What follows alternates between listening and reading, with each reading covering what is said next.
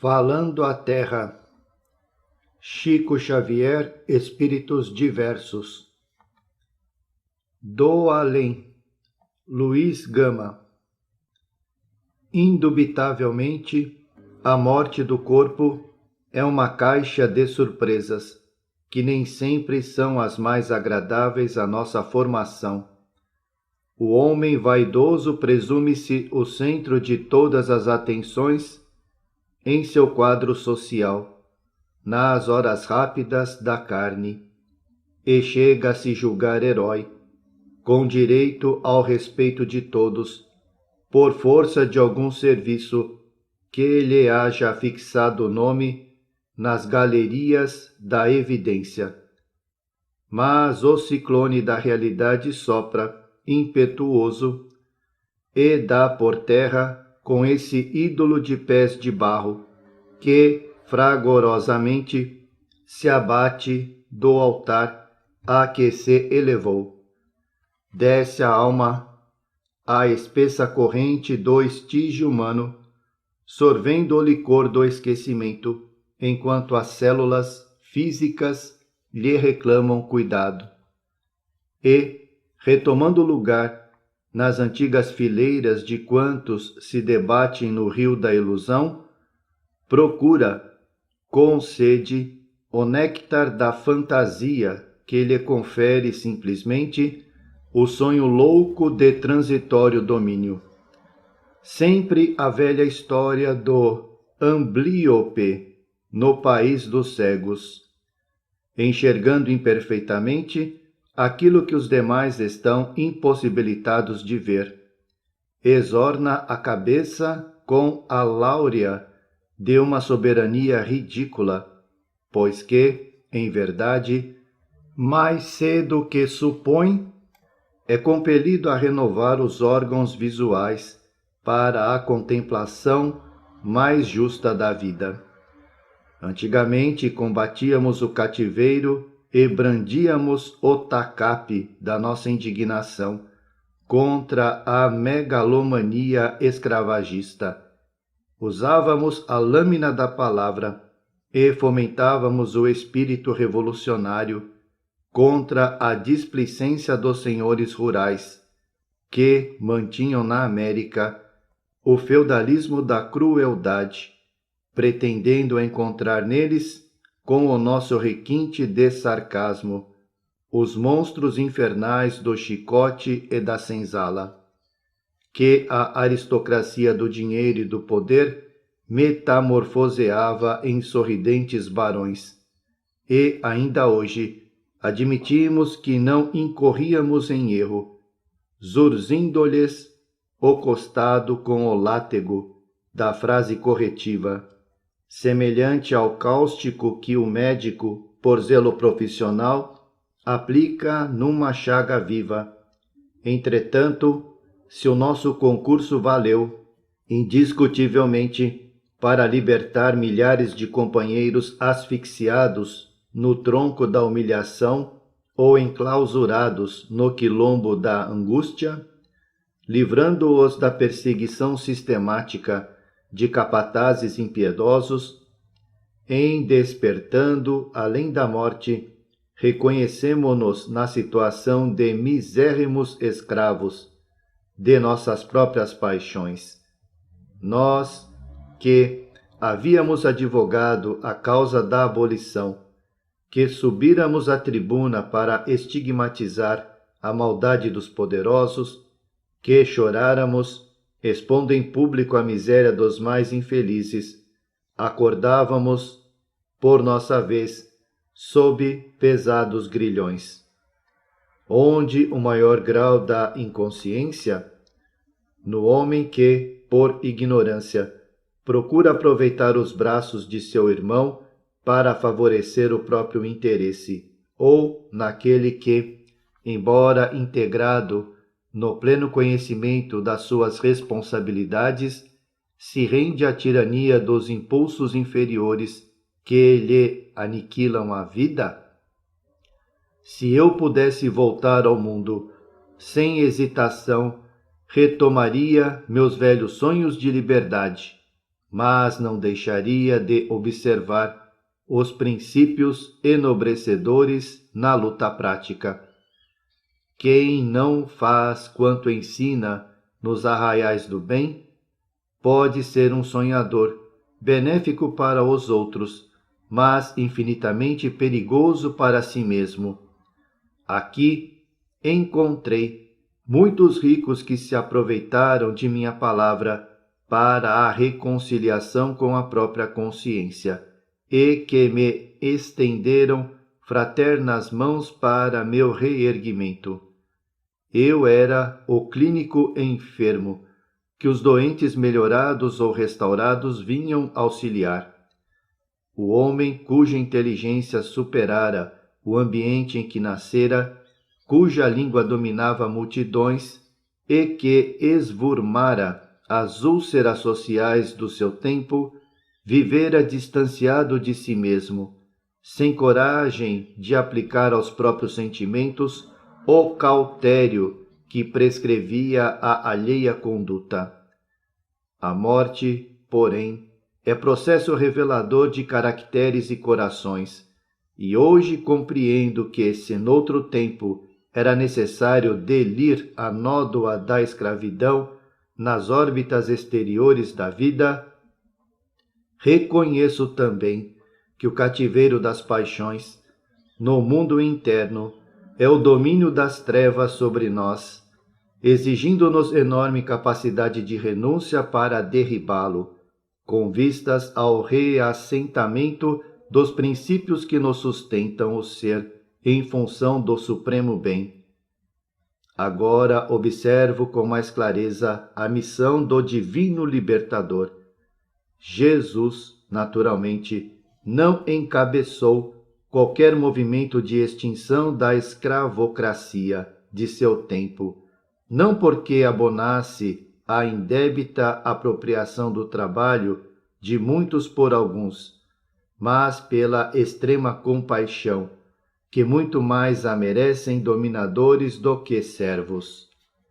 Aos seus olhos compassivos, aquele que repousava molemente sobre as almofadas do poder se lhe afigurava mais digno de piedade que o infortunado cativo, desfeito em copioso suor.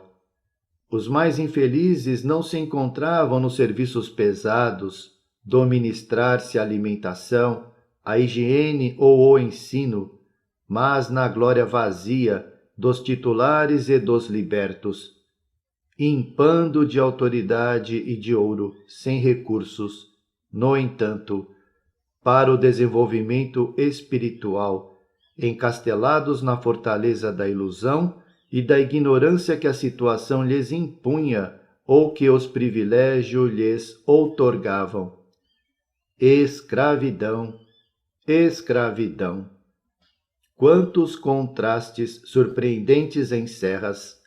Não raro o homem que se vale dos semelhantes para fins inconfessáveis simplesmente estaciona, desditoso, na estrada para favorecer o engrandecimento íntimo dos que o servem, quando não se impõe sobre os demais, arrojando-se então ao despenhadeiro da miserabilidade. O progresso pede ação, luta e sacrifício. Muitas vezes, quando supomos subir entre os homens, estamos descendo perante as leis que nos regem, ao passo que muita gente, considerada verme rastejante nos últimos degraus da torre social do mundo, está realmente em sublime processo de elevação e aperfeiçoamento. Do mestre imperecível profetizou Isaías. Abre aspas. Nascerá como arbusto verde em terreno estéril. Viverá na secura do chão árido, sem graça nem beleza.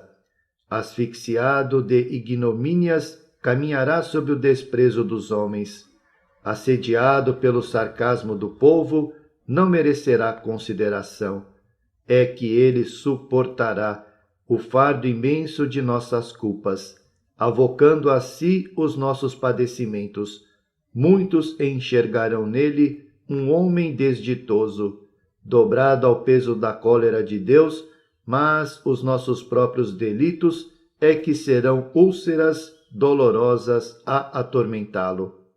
Todavia, em suas chagas, encontraremos a nossa redenção.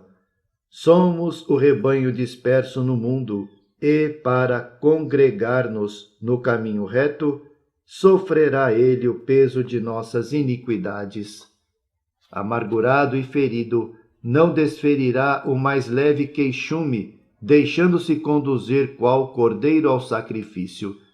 A sua morte passará como sendo a de um malfeitor, mas, desde o momento em que oferecer a sua vida por amor a todos, verá surgir numerosa descendência e os interesses divinos encontrarão milagrosa prosperidade em suas mãos.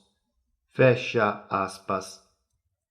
O maior apostolado que o mundo conheceu foi realizado no cativeiro do serviço e da renúncia, com amor e com alegria. Sirva-nos deste modo a divina lição. Luiz Gonzaga Pinto da Gama desencarnou em 1882. Nasceu de mãe liberta, mas por muitos anos suportou o guante da escravidão. Libertando-se, veio a ser advogado e lançou o grito de revolta contra o cativeiro. Orador ardoroso, jornalista temido e apreciado autor literário.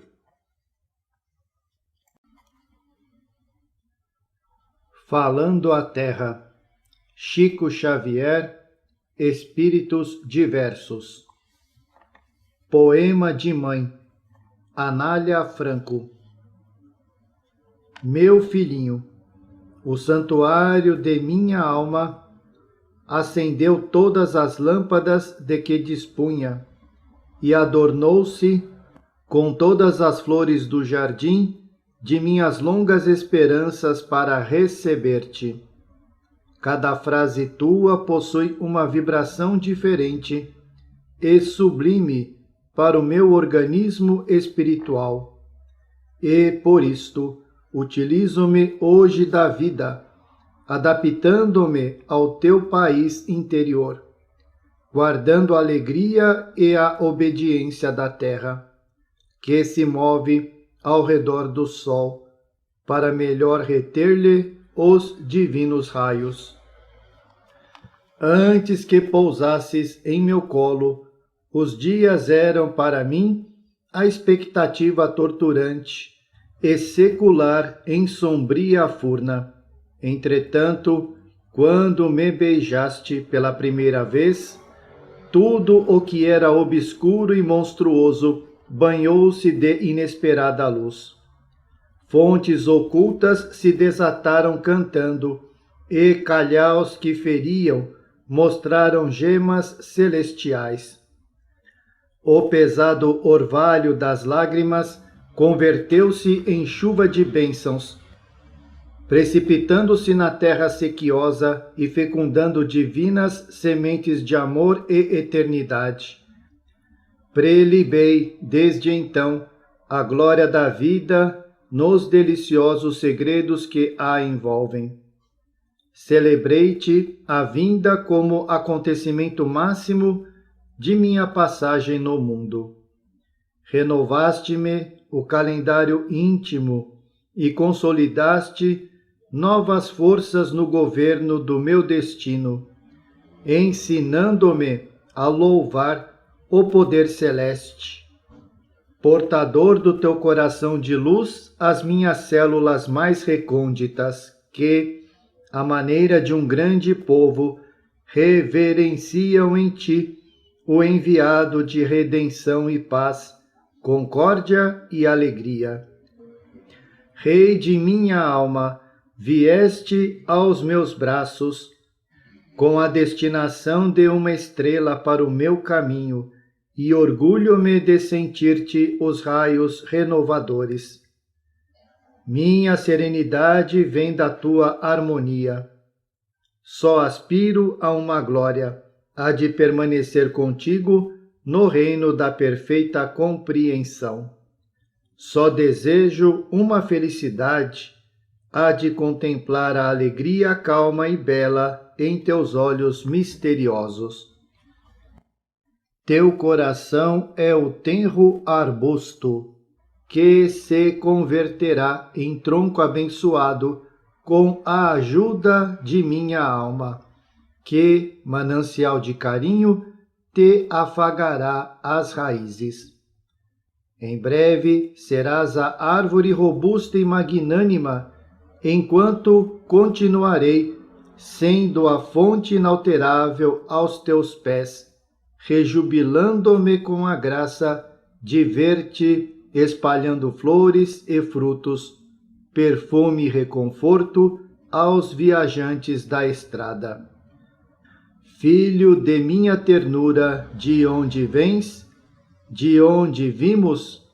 Cala-se o cérebro que, muitas vezes, não passa de um filósofo negativo, e fale entre nós o coração, que é sempre o divino profeta da imortalidade. Vens para mim da coroa resplandecente da vida, e venho, por minha vez, ao teu encontro, emergindo do amor que nunca morre. Abro-te as portas do mundo e elevas-me ao santuário da fraternidade, porque, ao influxo de tua claridade, indefinível em meu ser, a minha existência se dilata, cresce e se renova, fazendo meus os filhos alheios e desfazendo-se em amor e renúncia no templo da humanidade inteira. Anália Franco desencarnou em 1919. Professora diplomada, educadora de grandes dotes intelectuais e morais, fundou quase uma centena de escolas, benemérita protetora da infância desamparada, criou asilos em São Paulo e erigiu, no Rio, a bela obra que é hoje o Asilo de Órfãos Anália Franco. Falando à Terra. Chico Xavier, Espíritos Diversos. De retorno. Romeu do Amaral Camargo. Por mais afeito esteja o aprendiz da revelação nova, aos enunciados da fé que o reconforta e educa para a grande transição, a morte é sempre um caminho surpreendente. Sabemos que a reencarnação nos informa na carne e que, antes de qualquer operação biológica do renascimento, já vivemos na pátria espiritual, quase sempre no mesmo ponto em que se verifica o nosso reingresso. Entretanto, quem não experimentaria o deslumbramento do novo despertar? O pássaro encarcerado na gaiola, em escuro porão, por muitos e muitos anos, em se vendo inesperadamente libertado, contempla os quadros da natureza livre, estuante de imenso júbilo, como se o vento e o sol, o rio e o arvoredo lhe fossem preciosas descobertas. Em verdade, sentir-se-ia enfraquecido e incapaz de, sem auxílio, sustentar-se na floresta enorme, viciado como se encontra com o alpiste e o bebedouro, diariamente colocados no artificial domicílio de arame. É o nosso caso. Por muito que nos disponhamos a encarar, face a face, as realidades da morte, atravessamos os pórticos da vida nova, de coração aos pulos e a passos vacilantes. A paisagem dos mundos felizes e a residência dos eleitos ficam ainda muito distantes.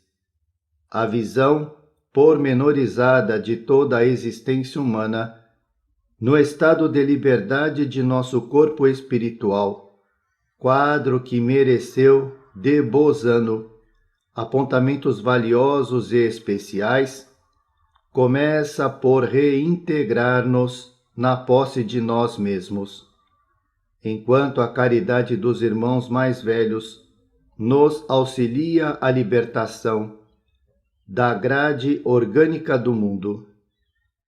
A memória, como que retira da câmara cerebral, às pressas, o conjunto das imagens que gravou em si mesma durante a permanência na carne, a fim de incorporá-las definitivamente aos seus arquivos eternos. Sem capacidade para definir o fenômeno introspectivo, devo apenas registrar a impressão de que a vida efetua um movimento de recuo dentro de nós mesmos. Em pensamento, voltamos da hora derradeira do envoltório somático ao berço que nos viu ressurgir na terra, e aí somos geralmente surpreendidos por extensa barragem de sombra, estabelecida pelo choque de retorno da alma às correntes da vida física, que raros espíritos desencarnados conseguem transpor de imediato. Para mim, igualmente, o obstáculo foi dificílimo. De peito e braços hirtos, embora os afeiçoados me certificassem do desprendimento, aflito, mas imóvel, assisti ao desenrolar de minha existência última, com todo o séquito de meus atos, palavras e pensamentos, como se a minha vida fosse uma película cinematográfica projetada ao inverso na tela de minha consciência. Tudo claro, eficiente e rápido. Atingido, porém, o instante exato em que reapareciam as horas da meninice, intraduzível turvação mental me absorveu o raciocínio. Debati-me inquieto, buscando clarear as minhas reminiscências e precisar-lhes os contornos. No entanto, incoercível vacuidade me assaltou o pensamento expectante e caí num repouso inconsciente e profundo, qual trabalhador fatigado, após longo dia de estafante labor. Quando acordei, convenci-me de haver reconquistado o equilíbrio total. O leito alvo, em amplo e bem arejado aposento, obrigou-me a refletir na hospitalização. Quis movimentar-me, mas não pude. Meu corpo me parecia chumbado ao lençol farto e macio. Tentei erguer as mãos, no gesto instintivo do enfermo que, ávido, procura a campainha de chamada. Contudo, meus braços desobedeceram, como se fossem de bronze. Examinei a sala assombrado. Enquanto as paredes se achavam revestidas de uma substância acetinada, de tom róseo, o teto arqueado exibia um painel de repousante beleza, do qual sobressaía um campo de lírios prateados e abertos, proporcionando a real sensação de vitalidade e perfume. A contemplação do quadro, que se desdobrava no alto, pareceu reanimar-me. Leve sopro de renovação fortaleceu-me o íntimo. Poderia falar? Pensei. Que espécie de enfermidade me deprimia? Não sentia dores físicas e, entretanto, extremo abatimento me anulava todas as forças. Tentei gemer e consegui. Meu ai arfante cortou o ar em dolorido apelo. Aproximou-se alguém e, então, pude ver a meu lado graciosa mensageira de ternura fraterna. Indubitavelmente seria uma colaboradora da enfermagem. Intrigou-me sua veste, estranha para mim, mas depressa não mais liguei a essa particularidade. Inebriado pelo carinho espontâneo e pela bondade sem afetação com que passou a confortar-me. Acariciando-me a cabeça quase imóvel, chamou-me irmão e pronunciou palavras de estímulo que me aliviaram todo o ser.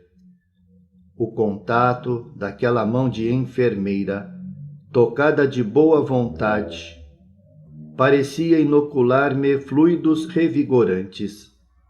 Noutra ocasião, talvez eu não tivesse notado, mas agora surpreendia em mim, sem dúvida, em razão de meu pronunciado enfraquecimento, certa receptividade magnética que, em outras circunstâncias, me passaria despercebida. Reconheci essa minha virtude, reparando que a jovem assistente projetava sobre mim, intencionalmente ou não, copiosas chuvas de forças reconfortantes que eu, num impulso firme da vontade, procurava acumular na região da voz, tentando a fala. A intimidade com a literatura espiritualista me favorecia as operações naturais do pensamento. Doente e enfraquecido qual me achava, não seria justo aproveitar as energias que me repassavam o campo orgânico?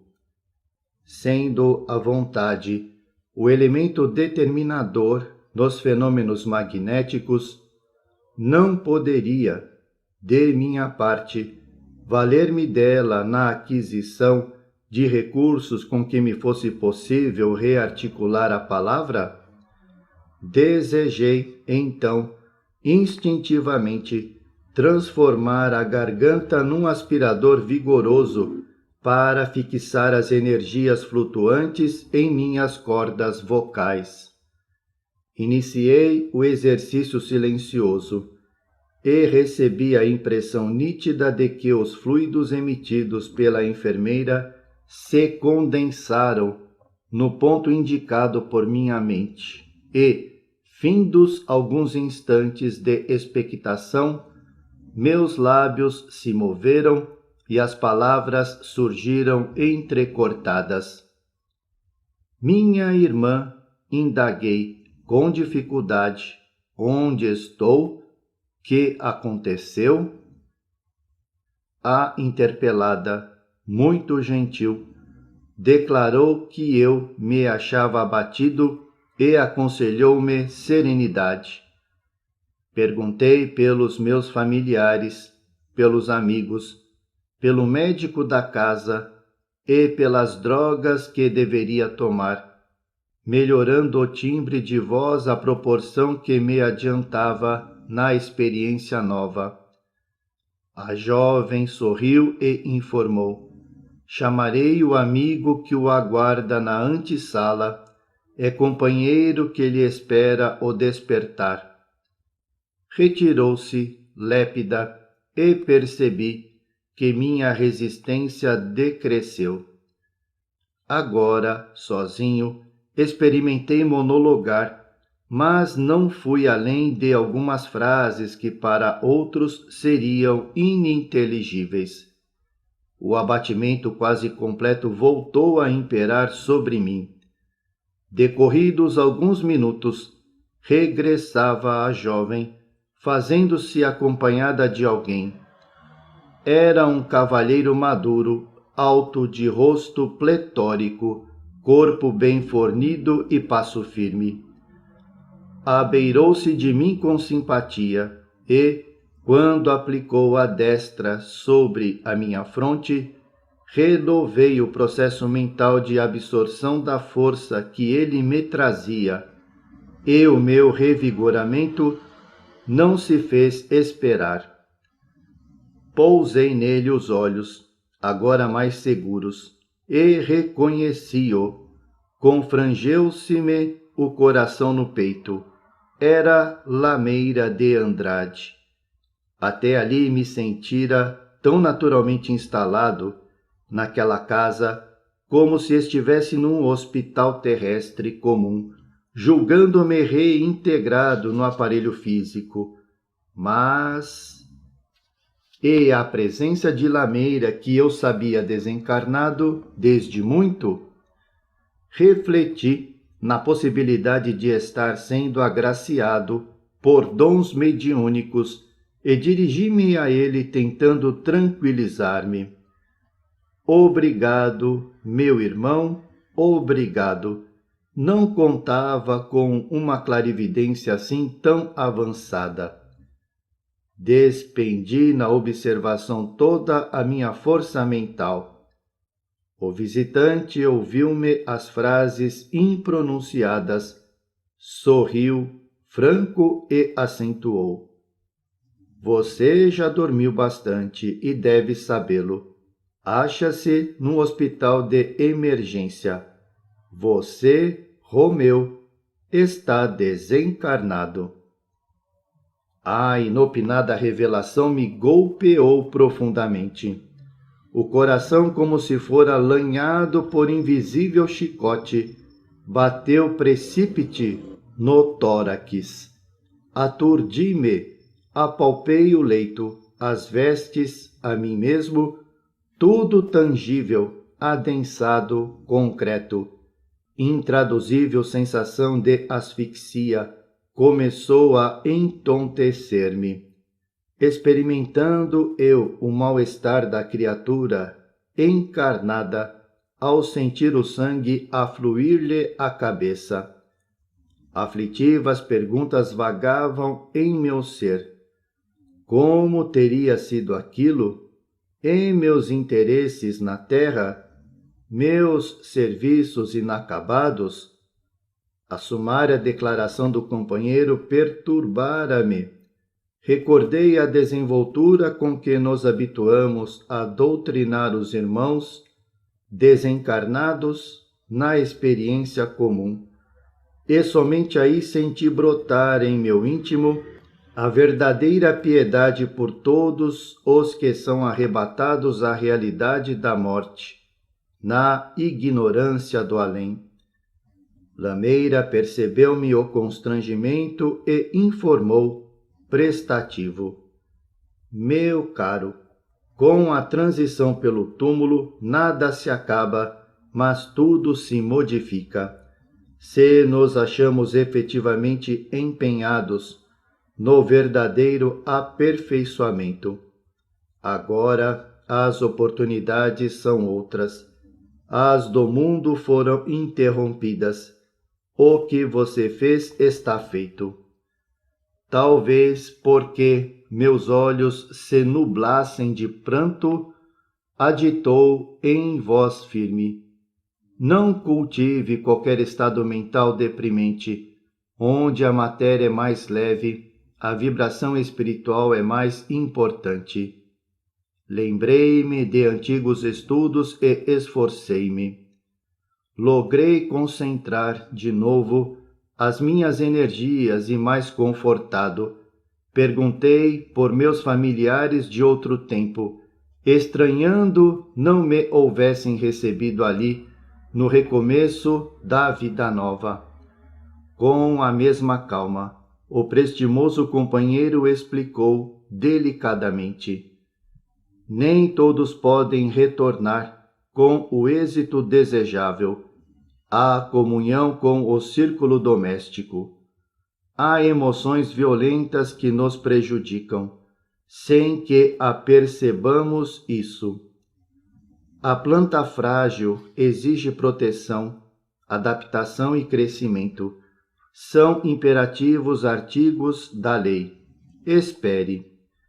E contou que inúmeros irmãos desprevenidos, quando se rebelam contra o socorro assistencial de que me via rodeado, são naturalmente atraídos para velhos círculos de luta, escravizando-se a sensações que não mais se justificam e passando a viver em longo processo de vampirismo natural.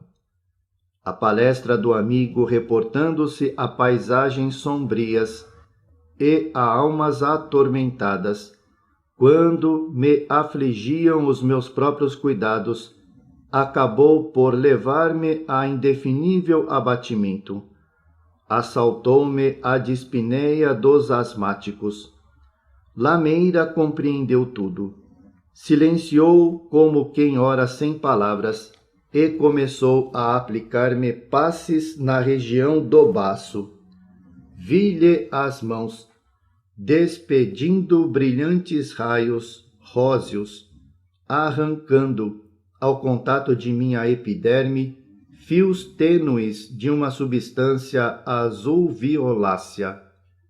Pouco a pouco, reparei que as forças novas me invadiam, como se eu fora emperrada máquina, repentinamente lubrificada e restituída, com êxito, às suas funções normais.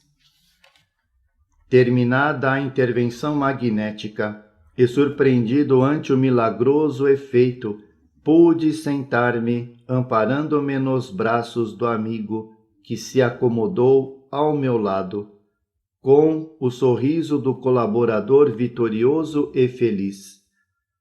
Aqui, esclareceu bondoso, o passe é uma transfusão de energias, com resultados imediatos quase milagrosos.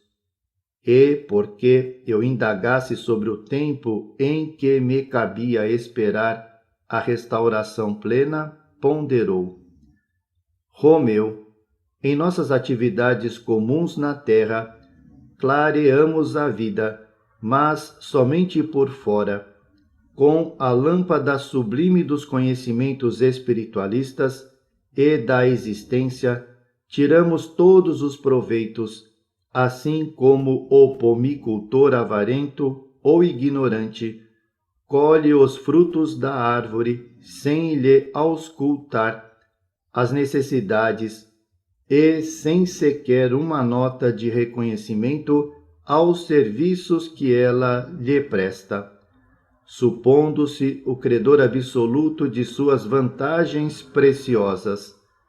É assim, meu amigo, que desencarnamos, tão plenos de confiança no céu, quanto vivíamos alvoroçados com as revelações na terra, mas vazios de espiritualidade santificante. Fez breve pausa, como se quisesse dar algum repouso à minha atenção, e prosseguiu. E por mostrarmos aqui o que realmente somos, basta às vezes não passamos de mendigos ou de cegos, com o poder de pronunciar lindas palavras, mas sem irradiar ondas de simpatia ou de edificação aos outros seres.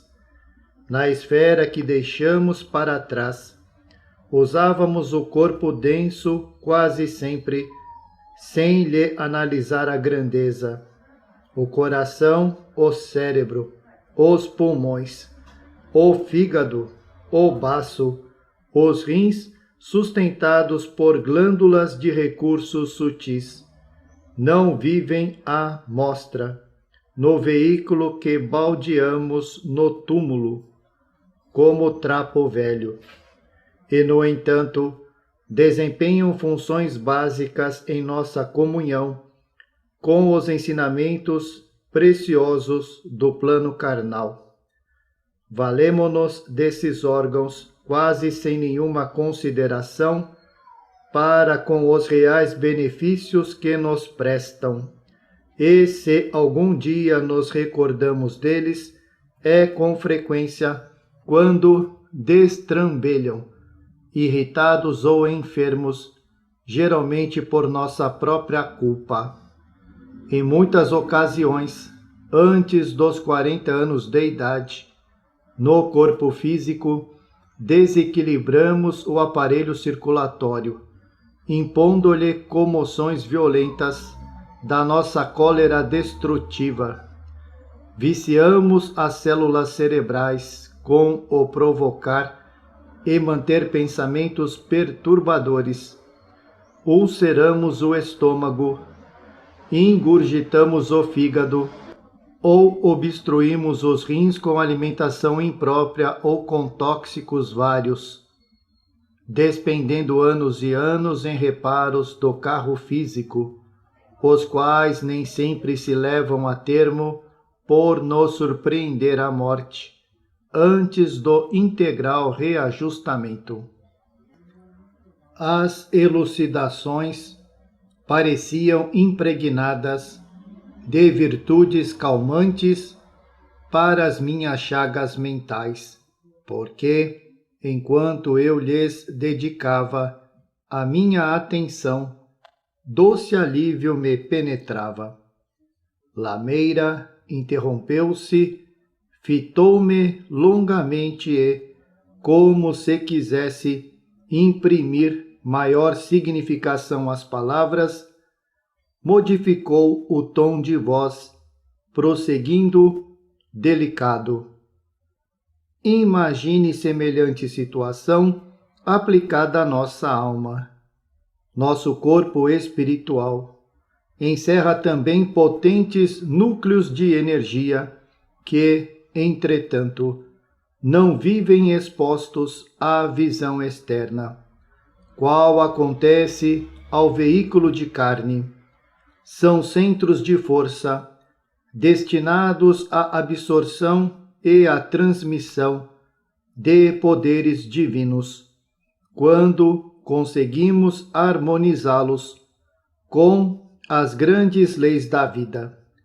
Localizam-se nas regiões do cérebro, do coração, da laringe, do baço e do baixo ventre. Não importa que a ciência do mundo os desconheça por enquanto. O conhecimento humano avança por longos e pedregosos trilhos. A circulação do sangue e a nutrição das células só agora vão recebendo alguma claridade nas observações cotidianas, e os processos da geração constituem ainda quase um enigma para os investigadores da vida renascente. Não é de estranhar, portanto, que a inteligência mediana da Terra ainda ignore o profundo e complexo mecanismo da alma. Percebeu Lameira a imensa atenção com que lhe seguia as palavras, e provavelmente, condoído de minha prostração, acentuou. Aliás, quero esclarecer-lhe que, com esta minha minuciosa explicação, desejo apenas salientar que raramente desencarnamos em condições satisfatórias. À proporção que nos desenvolvemos em conhecimento, cresce nossa capacidade de pensar, e quem pensa gera determinadas forças e as irradia. Para estilo mais conciso, recorramos à simbologia, sempre valiosa em qualquer lição. Imaginemos o fruto verde e o fruto maduro. O primeiro demorar-se-á em longo estágio preparatório. elaborando a polpa, ainda sem expressão de utilidade. O segundo já se oferece pronto a quantos queiram aproveitar-lhe a carne e renovar-lhe as virtudes na sementeira, ou em benefício de seres inferiores que vivem na terra. A imagem é pálida e insuficiente, mas serve para confronto rudimentar.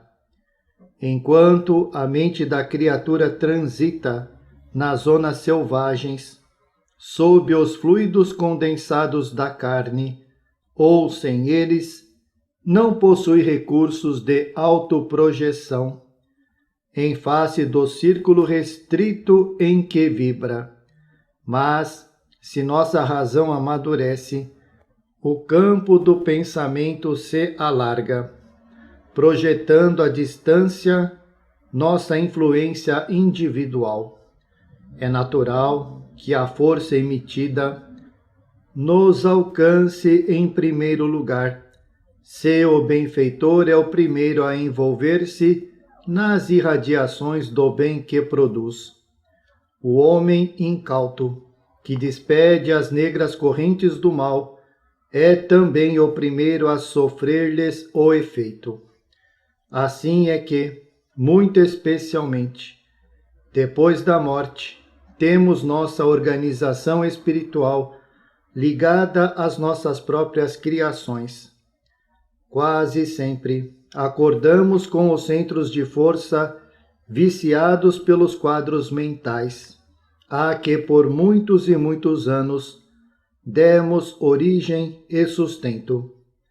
As possibilidades de imaginar e de desejar aumentam-nos a responsabilidade. Somos na Terra, dentro da esfera da razão, frutos amadurecidos que, sem proveito integral para os demais, em vista de nossa constante fuga ao trabalho, nos intoxicamos, dando pasto a elementos viciosos que deveríamos reconhecer, incompatíveis com a nossa atual posição, dispondo de tantos recursos de serviço. Sem a devida aplicação, assemelhamo-nos também, de algum modo, ao poço de águas estagnadas, que desenvolve micro-organismos prejudiciais, ao invés de semear benefícios, e somos habitualmente surpreendidos pela morte nessa inconveniente situação. Os grandes ensinamentos das religiões são fórmulas que, aplicadas nas experiências de cada dia, operam a higiene e a iluminação de nossa alma, rumo aos degraus superiores. Todavia, enquanto permanecemos no corpo, infinita é a nossa distração, invariavelmente dispostos a ensinar o bom caminho aos outros. Dele nos afastamos sempre que a virtude nos peça algo contra os nossos desejos. Valendo-me da pausa natural, de sua palavra carinhosa e fluente, arrisquei. Quer dizer então que Lameira não me deixou terminar. Tornando a frase convincente, esclareceu. Quer dizer que para cá voltamos à semelhança de máquinas desarranjadas à oficina. Vícios do pensamento, inclinações nocivas não combatidas, desequilíbrios nervosos não extintos, sentimentos de culpa imanifestos, hábitos deprimentes, impulsos não educados, excessivo apego a objetos, situações e paisagens materiais ainda arraigadas, acidentes íntimos de mágoa ou de revolta. paixões ocultas e verdadeira mole de outros fenômenos corruptores do sentimento, nos obrigam a lamentável demora na viagem, constrangendo-nos a perda de muito tempo que poderia ser utilizado em nossa própria ascensão. Notando-me a expressão de amargura no olhar inquiridor, prosseguiu comovido: não acredite seja você o único a experimentar as dificuldades do ressurgimento. Lutei muito por minha vez e ainda me encontro em reajuste, satisfazendo certos compromissos que, desprevenido, assumi. Somos extensa fileira de trabalhadores em transição, nem na extrema vanguarda, nem de todo para trás. Muitíssimos anos exige a obra da restauração, e nem poderia ser de outro modo.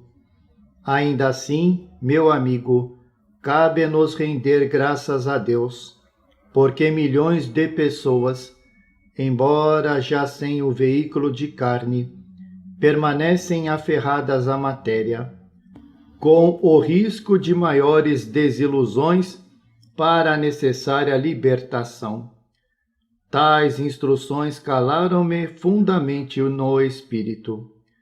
Recordei a leitura das mensagens e dos apontamentos de André Luiz e concluí, pela experiência direta, que enfrentava, por minha vez, os duros tempos do concerto próprio. Desdobraram-se os dias entre a aflição e a saudade, amenizadas, de alguma sorte, pelas novas amizades que me floriram a estrada de alegrias surpreendentes. Lameira foi para mim um cicerone bondoso e um amigo vigilante. Pouco a pouco reconheci que recebemos no além o que realmente criamos para nós mesmos, em contato com as criaturas. Tudo o que é nosso em nós demora. O amor encontra, depois da morte, aqueles a quem se consagra ou aquilo a que se devotou. O ódio convive com as imagens horrendas que, para si mesmo, gerou e das quais se alimenta.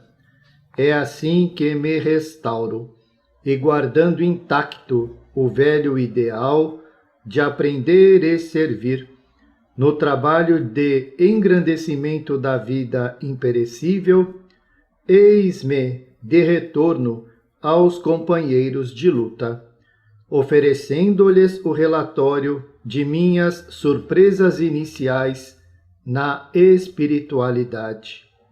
Saibam, destarte, que o corpo de sangue e ossos é simplesmente uma sombra da nossa entidade real e que todas as nossas virtudes ou vícios a nós se atrelam além da terra, pelo que de cada qual depende o caminho aberto ou o desfiladeiro sombrio na sublime romagem para a luz.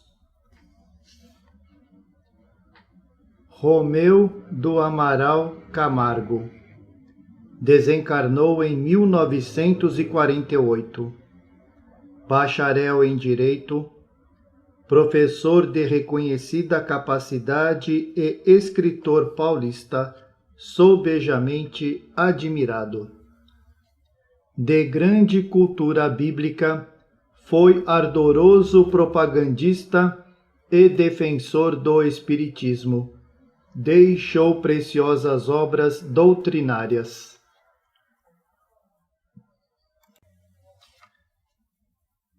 Falando à Terra, Chico Xavier, Espíritos Diversos.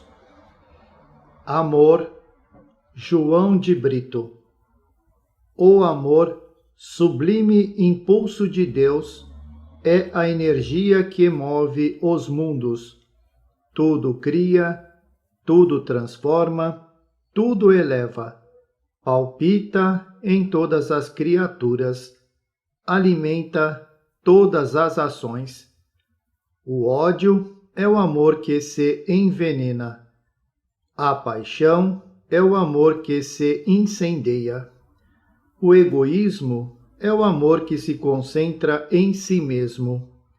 O ciúme é o amor que se dilacera. A revolta é o amor que se transvia. O orgulho é o amor que enlouquece. A discórdia é o amor que divide. A vaidade é o amor que se ilude. A avareza é o amor que se encarcera.